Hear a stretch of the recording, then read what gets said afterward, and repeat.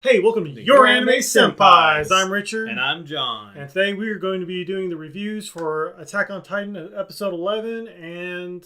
One Piece episode 856. Okay, and just as a warning, this is going to be full of spoilers, so if you've not watched these episodes, go ahead and stop the video now, watch them, and then come on back. So Let's get started.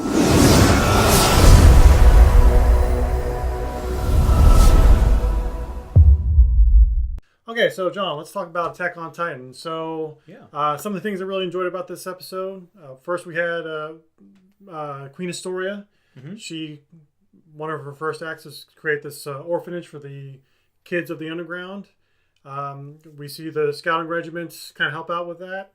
One thing I really enjoyed, though, was the fact that as Eren and Historia are kind of talking, Mikasa encounters them, and she thinks she didn't say it, but she has this look on her, jealous look in her face, like, you guys are getting a little too friendly. You need to stop that. Yeah. So that was pretty funny. We also see that the scouts are now going to use Eren's new power to rebuild the walls. Everybody's excited, really, really happy. Creating traps for the Titans. That's pretty cool too.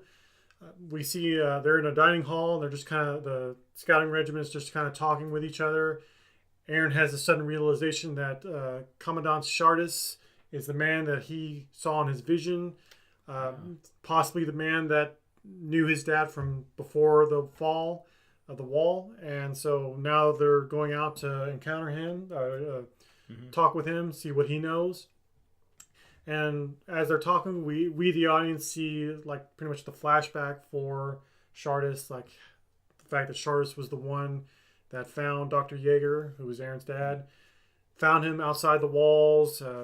Apparently he had no memory of himself other than the fact that he knew his name and he knew that he was a doctor, and that was it, which is kind of suspicious if you ask me, but maybe we'll find out more on that later. So he brings him inside the wall, introduces him to what would eventually be Eren's mom. Mm-hmm. And we find out, Shardas doesn't actually say this, but we find out that Shardas kind of has a thing for her, but we as the audience know what's going to happen. She's going to eventually end up with Dr. Yeager. But, which is unfortunate for him, but, it is what it is.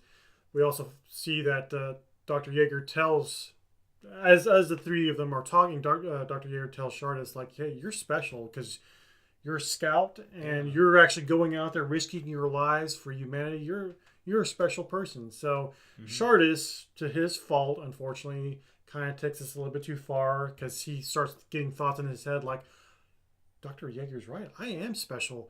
I can take command of the scouting regiment. I can go out there. We can make a difference by, creating these fortresses and whatever. And we'll go out there and do things. And unfortunately, things don't work out that way because he's just like anybody else.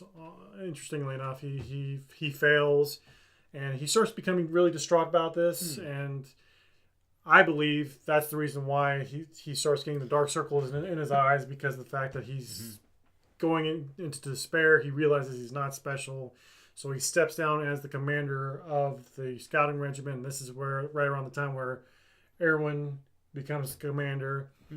And so Shardas becomes the commandant. He trains the new recruits and things like that. So after the end of this flashback, Hanjis kind of gets irritated by this. She starts calling him out on it. Like, you didn't step down because of all the lives that were lost under your command. Like you originally said, you actually stepped down because you thought you were special, but then you realized you weren't.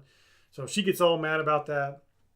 But Eren kind of uncharacteristically, he's got a level head, and he's just like, it's okay. It's all right. He did what he could.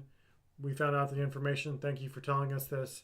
And then they all leave. They kind of go on back to the main area. But from that, though, we start seeing the credits roll, and we see Shardas, kind of a big reveal here. Shardas is the one that all those years ago, or actually all those months ago, I guess, at this point. 'Cause for us, it's been years.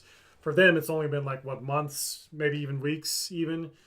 When Eren and them were still new recruits, he was the one that actually sabotaged Aaron's gear at that time, which is why Aaron was having so much trouble. But even despite that though, Aaron was still able to overcome that, and Shardis realizes that Aaron is actually the special one here. Yeah. So he sabotaged this because he wanted to protect Aaron, because Shardis still was in love with his mom, but he realizes that Aaron's actually the special one here, and so he gives his blessing. He's like, you know what, Aaron, go out there and make a difference.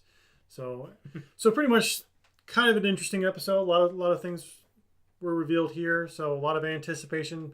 We still didn't get to see the Colossal Titan or the Beast Titan or any of them from what we saw the previous episode, but hopefully next episode. Yeah, I'm assuming that they're going to be coming at least next episode, maybe the episode after that. So, yeah. Very interesting episode. So, John, tell us about One Piece. Yeah, so let's do One Piece. I actually have 3 things that I'm going to hit on this episode. So 3 main points that I loved and took away from this episode. We're going to start off with the new opening. So, superpowers, loved it. Super catchy, super whatever. Was stuck in my head all week. So, great opening. Love the old opening, don't get me wrong, but I love the new one. So, that was a really good way to start this week's episode. Going into that, the next thing I kind of want to talk about was the Merienda itself. The Merienda was basically Katakuri's little 3 p.m. snack break, and he was 40 minutes late for it, and that's kind of what was revealed in the fight, why he was kind of getting cranky and upset. I would be cranky. Yeah, so 40 minutes late for his his donut break is what it is. It looks like. Okay. So he takes his little donut break, and the whole interaction with him and the poem he has to the donuts, the oh donuts. He just this deep voice he has as he's like serenading the donuts as he's eating them with his colossal mouth that just is almost like a bullfrog is what it looks like to me whenever he just like opens it up and engulfs a big chunk of donut.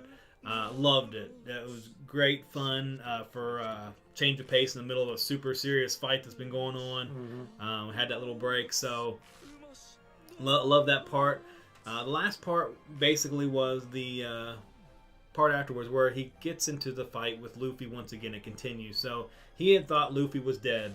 That's how the episode started. He thought he was dead, so he went and had his merienda and he's eating the donuts. Luffy interrupted it, so now he's angry. His cook saw his face. Yeah, I'd be angry if somebody interrupted my dinner. Yeah, well, your donut dinner. Exactly. Donut dinner. Exactly. So he killed his cooks because they they had seen his face, and that's can't have no one no survivors. I don't even know what else you'd say for that, but that's little much. But yeah, a little bit. I mean, why would you kill your own cooks? If I had my own cooks, I'd just like, I don't care, you guys. You can do whatever you want. Yeah, just pay them off or something. Yeah. Threaten their lives. I don't know. Yeah. But anyway, so he kills the cooks, turns to Luffy. We see the noticeable, quality jump where things are going to go down. So they have this epic, drawn-out battle toward the end of the episode where they're matching punches. Katakuri is overpowering Luffy quite noticeably, and it gets to this point where Luffy starts to be able to avoid attacks. So far in this whole fight with Katakuri, it's always been Luffy's been way at a disadvantage. He's one step behind, basically, because Katakuri can kind of see, I don't know how many seconds into the future, but he can see enough to where he can pretty much predict what's going to happen. Right. So as this fight has progressed, though, it's kind of almost become even, but now it's actually to the point where Luffy can kind of keep up, and maybe he's seeing ahead. I don't know, but it doesn't really reveal. So Luffy's able to dodge now, so that's a big thing. He makes the quote that I'm starting to understand your ability, and that's a really big key thing to this fight, and I think it's going to be a big key thing to the fight in the future, is that Luffy's starting to understand what gave Katakuri that upper advantage earlier. So after he makes this statement, Katakuri attacks again, and for the first time, Luffy lands a solid hit on Katakuri, which is pretty epic in itself. So from there, he's able to kind of withdraw from each other, and Luffy goes into Gear 4, finally able to fully power up all the way for this, and Katakuri is like, whatever, you're never going to be able to overpower me. So they have the dramatic fight where Katakuri attacks him. Luffy flies in, and they ends the episode with him matching punches. And at the very last second, right before the to be continued pops up, he just blasts Katakuri away into a wall. So much payoff from this because of how great that one split second was. So love the episode. So much fun so many fun things happen throughout it. Really enjoyed the fight. Really enjoyed the donut scene. Love the new opening. Mm-hmm. Really loving the way this the series is going so far. I'm hoping it's going to speed up a little bit because it's kind of been drawn out. That's kind of my review for this, even though it was short. But I just kind of wanted to just kind of go over the key things. So and just remember, for anyone that's farther ahead in these series, please keep the spoilers to a minimum. Just keep it within where the anime is at. But otherwise, feel free to talk about it. Let us know what you guys think. And I guess we'll see you next video then. So thanks again. Hey guys, thanks again for watching our video. Be sure to like and subscribe. And what was that other thing to do? And maybe look at that little bell beside the notification bell and click it. Yeah. And you'll be notified every time we post videos throughout the week. Should be multiple times. So love for you to keep up with us. Yep. Thanks again.